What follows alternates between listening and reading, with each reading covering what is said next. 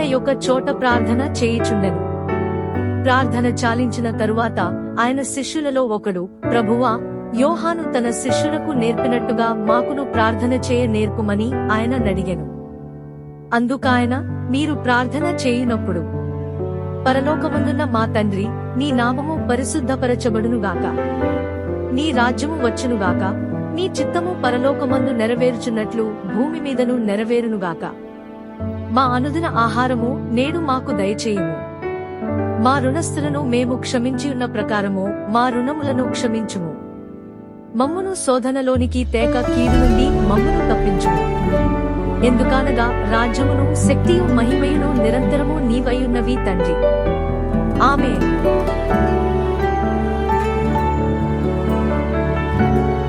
ప్రభువైన యేసు క్రీస్తు తండ్రి అయిన దేవునికి చేసిన అంతరంగ ప్రార్థన. ఇందులో యేసు తన మహిమ కొరకు, తన శిష్యుల రక్షణ, ఐక్యత కొరకు, భవిష్యత్తులో విశ్వసించబోయే అందరి కొరకు ప్రార్థిస్తారు. యేసు ఈ మాటలు చెప్పి ఆకాశము వైపు కన్నులెత్తి ఇట్లనెను, తండ్రి, నా గడియ వచ్చియున్నది. నీ కుమారుడు నిన్ను మహిమపరచునట్లు నీ కుమారుని మహిమపరచుము. నీవు నీ కుమారునికిచ్చిన వారికందరికిని ఆయన నిత్య జీవము అనుగ్రహించునట్లు సర్వశరీరుల మీదను ఆయనకు అధికారమిచ్చుతివి. అద్వితీయ సత్యదేవుడవైన నిన్నును నీవు పంపిన యేసు క్రీస్తును ఎరుగుటయే నిత్య జీవము. చేయుటకు నీవు నాకిచ్చిన పని నేను సంపూర్ణముగా నెరవేర్చి భూమి మీద నిన్ను మహిమపరచుతిని. తండ్రి, లోకము పుట్టుకమునుపు నీయొద్ద నాకు ఏ మహిమయుండెనో ఆ మహిమతో నన్ను ఇప్పుడు నీయొద్ద మహిమపరచుము.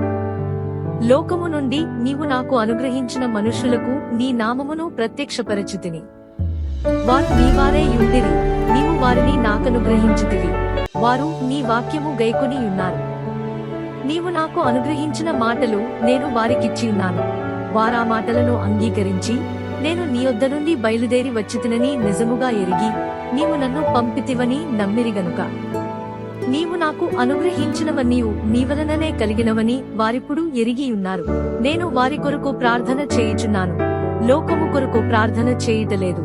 నీవు నాకు అనుగ్రహించియున్నవారు నీవారైనందున వారి కొరకే ప్రార్థన చేయుచున్నాను. నావన్నీయు నీవి, నీవియు నావి, వారియందు నేను మహిమపరచబడి ఉన్నాను. నేనికను లోకములో ఉండనుగాని వీరు లోకములో ఉన్నారు, నేను నీ యొద్దకు వచ్చుచున్నాను. పరిశుద్ధుడవైన తండ్రి, మనము ఏకమై యున్నలాగున వారును ఏకమై యుండునట్లు నీవు నాకు అనుగ్రహించిన నీ నామమందు వారిని కాపాడుము. నేను వారి యొద్ద ఉండగా నీవు నాకు అనుగ్రహించిన వారిని నీ నామమందు కాపాడితిని. నేను వారిని భద్రపరచితిని గనుక లేఖనము నెరవేరునట్లు నాశనపుత్రుడు తప్ప వారిలో మరి ఎవడునూ నశింపలేదు. ఇప్పుడు నేను నీ యొద్దకు వచ్చుచున్నాను.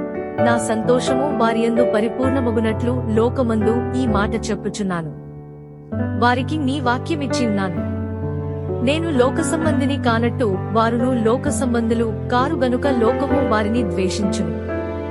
నీవు లోకములో నుండి వారిని తీసుకుని పొమ్మని నేను ప్రార్థించుటలేదు గాని దుష్టుని నుండి వారిని కాపాడు మని ప్రార్థించుచున్నాను. నేను లోక సంబంధిని కానట్టు వారును లోక సంబంధులు కారు. సత్యమందు వారిని ప్రతిష్ఠ చేయుము, నీ వాక్యమే సత్యము. నీవు నన్ను లోకమునకు పంపిన ప్రకారము నేనును వారిని లోకమునకు పంపితిని. వారును సత్యమందు ప్రతిష్ఠ చేయబడినట్లు వారి కొరకై నన్ను ప్రతిష్ఠ చేసుకునుచున్నాను.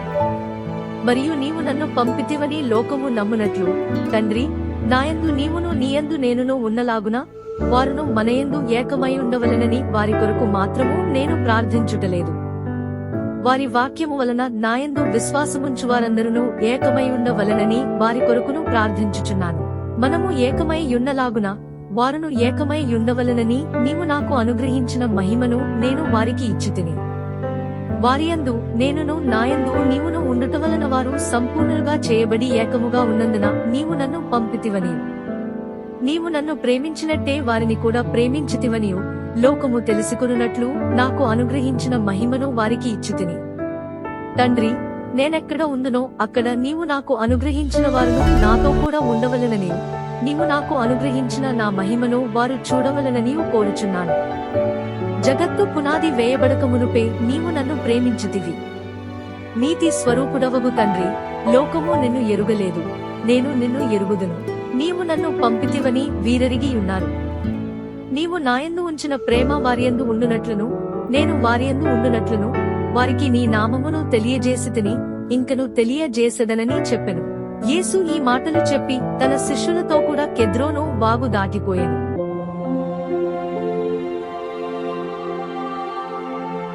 యేసు ఆఖరి భోజనము తన శిష్యులతో తీసుకున్నాడు. తరువాత ఆయన వారిని గెత్సమనే తోటకు నడిపించాడు. యేసు వారిని తోట దగ్గరలో ఉంచి కొంచెము దూరము చీకటిలోనికి వెళ్లి ప్రార్థించాడు. ఆయన లోతైన నిస్పృహలో ఉన్నాడు. తనను రక్షించాలని దేవునికి మొర పెట్టాడు.